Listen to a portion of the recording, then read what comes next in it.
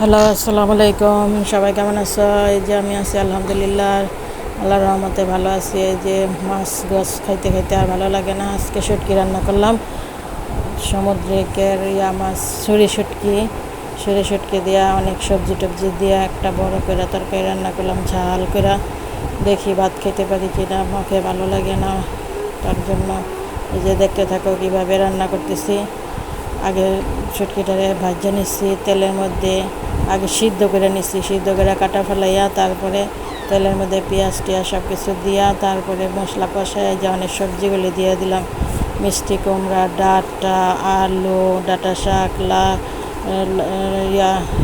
লাউ শাক, মিষ্টি কুমড়া শাক সব কিছু দিয়ে একেবারে সুন্দর করে দিয়ে দিলাম। এখন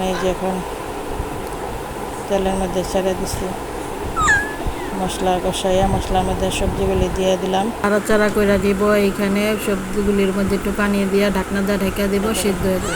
তারপরে এই যে দেখো আমি শাকের বড়া বানাইলাম। এই রোজায় আর বানাই নাই শাকের বড়া, শাক খাইতে চায় না, এই জন্য শাকটারে বড়া বানাই দিলাম যাতে শাকটা খাওয়া হয়, সেই জন্য শাকের বড়া বানাইলাম। আর বেগুনি বানাইছি দিয়া, মিষ্টি কুমড়া দিয়া, আর বোট বানাইছি ইফতারিতে। এই আমার আজকে রান্না বাড়া। এই যে দেখো বেগুনিগুলি সুন্দর হয়েছে।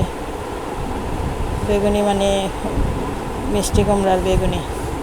মিষ্টি কুমড়া খাইলে সবার শরীর চুলকায়, এই জন্য মিষ্টি কুমড়া দিয়া বেগুনি বানাইছি। সবাই বানায় খাইতে পারো, ট্রাই করতে পারো। বেগুনি স্বাদই লাগে।